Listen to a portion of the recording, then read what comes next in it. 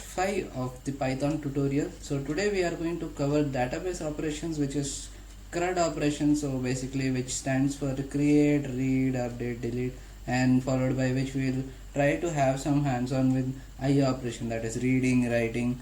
Okay, so before this, what I want to say is, if you are not aware of database tables, records, and related queries like SQL queries or MySQL, if you are familiar with any one of those, that is fine. Otherwise, what I would suggest is go to YouTube. Okay, search for like my channel dpoint database maybe. Okay, so here, yeah, you can see I'll add this link in the description. Okay, one second. So if I go to playlist, you can see here I have a complete where is it? Okay, learn playing with SQL database. You can see this playlist, right? So watch this playlist so that you have a good grip of what databases and what are the queries we can run and all. Okay, so I'll add this description in I'll add this URL in the description. So first go and see those videos, then you continue with this part 5th. Okay, so that's how you'll be familiar with database, followed by which you can do all the operations in the from the Python. Okay, so let's get back to our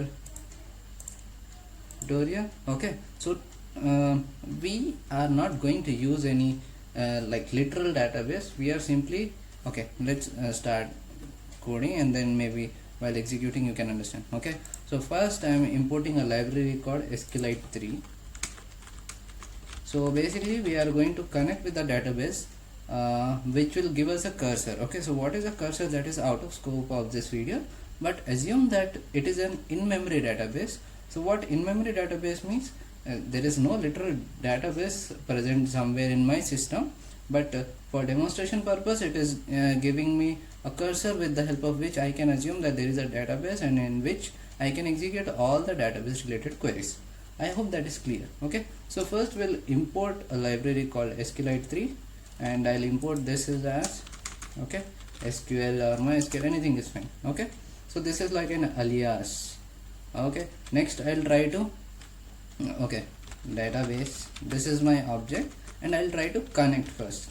SQL dot connect to what database? I can give any database. Okay, sample, that's fine, dot db. So once I connect to this, you can see in the output that okay, here it is not visible, but I'll try to print database maybe. Okay, so you can see one connection is established. This is nothing but a cursor object. So with help of which like this database will provide me with a query called execute. So with this function I can write anything in double quotes in between as a query which will get executed. Okay, so we'll do some operation. Let me write down that first. Create table. Okay, and then I will insert some data, insert data, fetch data, and then I'll try to update and fetch data. Okay, followed by which we'll delete it. So like this is to get familiarity about the database operations that we can perform from Python, but again this is not a database tutorial. I hope you're getting my point. Okay, so for creating table we can use create. This is the query. If you are watched the video that the playlist that I've showed just now, then you will be familiar with this. Otherwise it will be like a gibberish for you, but yeah. So create table, table name I can say student. Okay, and then I need to mention the column name, so I will give ID, then name, okay, then class, class again as int. Okay, so this much is fine. So based on this the table will be created. Let me see. Okay, so you can see the table is created. Now I'll try to insert some data into that. So database dot execute, so this will common. Now what do you want to execute? That I will write here. Insert into table name. What is our table name? Student. And the values that we are going to provide has to be inserted in which column? ID, then name, then class. So the values that I want to insert in each of the column will be first is id, so let me give one as id, then name is Deepa. Okay, let me give, okay, what can I give, user one, fine. Next we have class, so he belongs to class 10th. Okay, so I'll try to add multiple, okay, 4 students are fine. So roll number or id is 2, name is user 2, he is from 11th class, he is from 12th class, he is from 7th class. This is third user, this is fourth user, third user name is user 3 and fourth username is user 4. So this will, okay, there is some mistakes, I think, yeah, it is fine.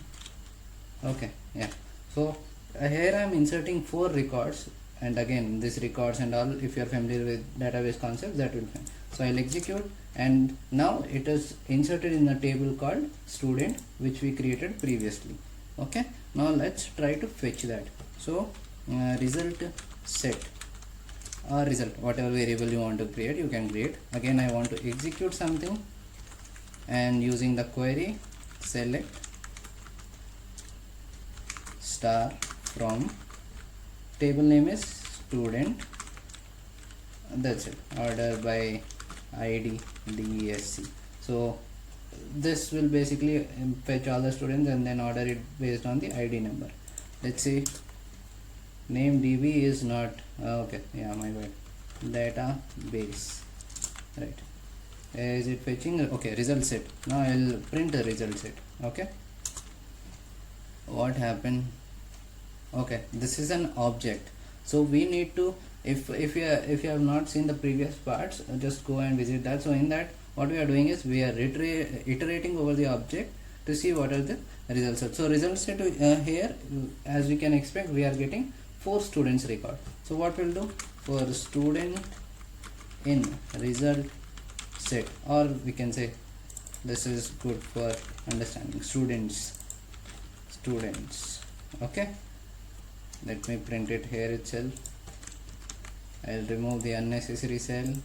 Okay, so here I am fetching the students, and here I will iterate over the student. So for student in students, what I want to do is print student. So here I am going to print each record. So you can see, first student is order by id desc, mean descending order. So I will, if I don't mention desc, it will be in ascending order. Let me execute this again.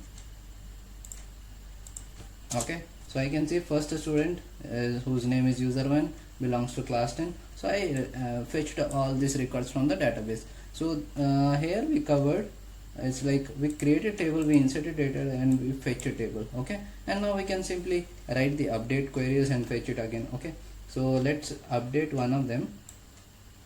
Okay, we can write it again, database dot execute and update student, that is table name, where, okay, first set class is equal to 100, just for understanding, where id is equal to 2. So as of now you can see, if the student 2 it belongs to class 11. Now what I am doing is, where id is 2, so I am selecting this record, and for that I am going to set class is 100. Let me execute this. Okay, that is updated. I am going to execute this again. Is it printing? What happened? It didn't print. Okay, my 1 second. Yeah, so I will try to fetch the students again. It is not happening. Let me try to execute this. Control C. So here first I will fetch and store it in students, and then on students object I will iterate. Yeah, so now you can see there's a student with id2 which who belongs to, like, this update worked fine. Class is set to 100, which was previously to, okay, so yeah, this I executed during my pause section. So what happened was, let me update this again. let me execute this again. Here I will say class 600. Okay, now so previously it was 100, now it will be 600. So we got some error, like not error, but it didn't got executed because we were not executing this and we were simply trying to fetch the for loop. So that's not. So for every time when we want to fetch something, first we need to execute this select query, and then we need to fetch using like we need to iterate over the result set, that is our students in our case. So that was about update and fetch data. Now finally delete. So here what I'm going to do is, okay, right, so I'll write query database dot execute, and the delete query is delete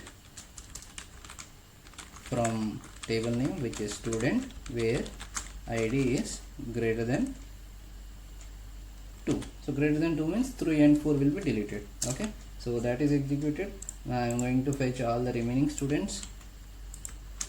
Okay, let me see. So now you can see it is only 1 and 2. Alright, so that's how we create all the CRUD operations. So star, if you have doubt regarding star, star means all the attributes that are there in the student. Okay, if you write only like id and name, so it will give us only id and name. Okay, let me execute this. You can see this, right? And again we have one more thing like alias and all we can do, but yeah, that is okay for now. So we performed all the CRUD operations. Now let's move on to our next topic, that is IO operation. So if you have any query regarding the database and all, go back to playlist and see that. Still, if you are not able to clarify your queries, you can write down in the comment sections.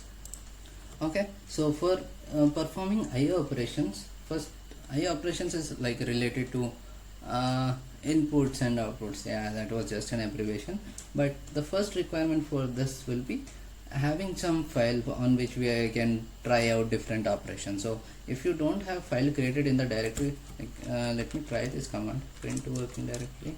Okay, so this is like my working directory, so I can go here and create a file and then I can perform all the operations, but that is fine. I can also create a file from here itself. Like if you are from a Linux background, you must have tried a touch command.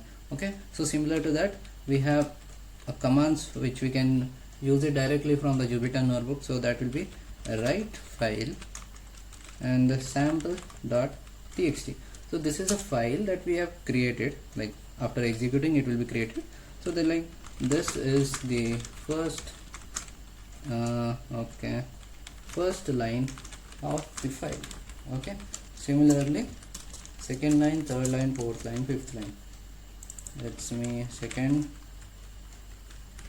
third, fourth, fifth. Okay, so as soon as I execute this, a file will be created whose name will be sample.txt. okay, let me execute. Okay, now we are going to import something and then we are going to read and write from that file. So we are going to, like in the previous video we have seen this exception handling. Okay, so that we need to use for sure, but for understanding purpose it is not required. But when you are writing in the real application, try to have the try except thing, and in between you write your business logic. So for now, like file is open. What was our file name? Sample.txt, and we want to open it in a read mode. Okay, let me execute this. R is not defined. 1 second. It should be in single quotes. Okay, yeah, now file is open. Now we'll try to use a read operation. So let me write file dot read. Okay, let me execute this.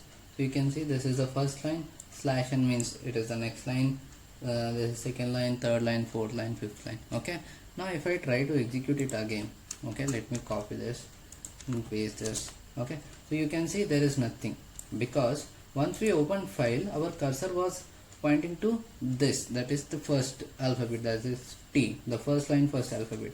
But since we read the complete line, okay, now our cursor is pointing to the last. So when we try to read again, there is nothing. It have reached the end of file, so it is giving us nothing. So So what we can do is we can move our cursor using a function called seek. Here we can write anything. Okay, so we'll moved by 100 character. Okay, and then we are going to execute this read operation again.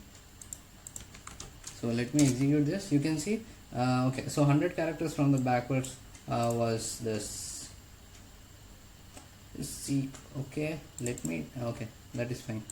So it moved to the 100th place and then it read the remaining thing. So I'll try to read it again. It is gone. Okay, let me try to do this. Alt enter. Oh my bad. Now I want to seek, and then I'll be trying to read file.read.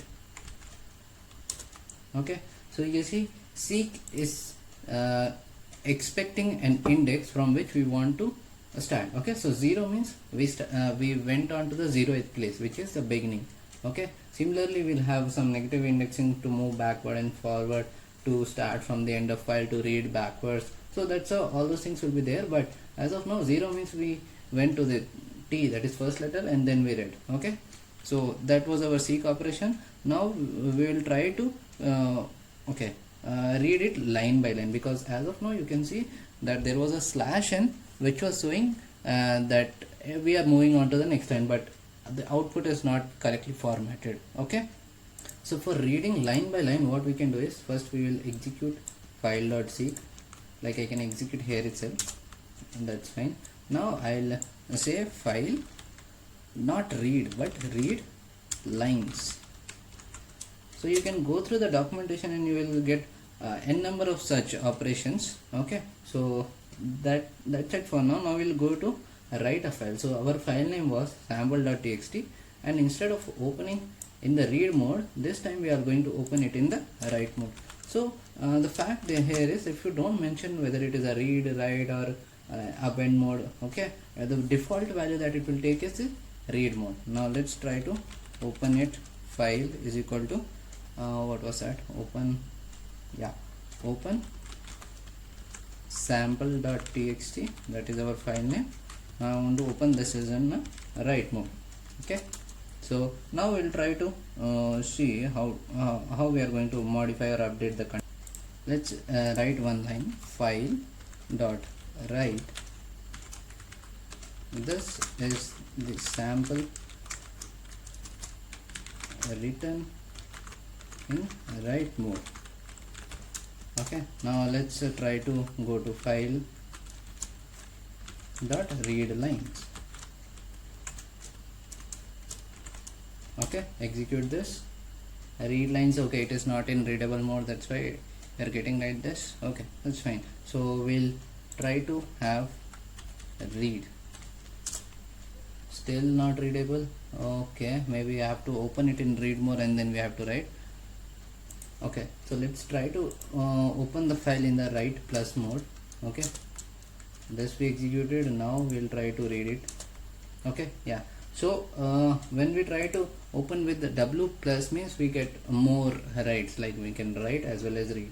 Okay, now since we have not open it in the append mode, it is not appending the existing content, but we have opened it in the write mode, so it is overriding the existing content. I think you got my point. So where all this content gone, because we have opened it in the write mode, it erased the existing content completely and it wrote the new lines that we are giving. So if you want to concatenate with this operation, you can open with the append. Okay, so that's how we can try to open the file with the various, or we can say with the various opening mode. I don't know what is the exact term, but read, write, append, only these three I know. So you can use all such operations and then modify the IO operations. Okay, and as part of this, like we have seen how we can iterate using the for loops, while loops, if loops and all. So you can use those things to iterate the file. Okay, once this is done, we are good. So we have read mode, W mode, write plus mode, append plus mode. You can try various such operations. Just go through the documentation of this Python open functions and you will be getting to know all that. So again, this function that we have used, pwd, where is it?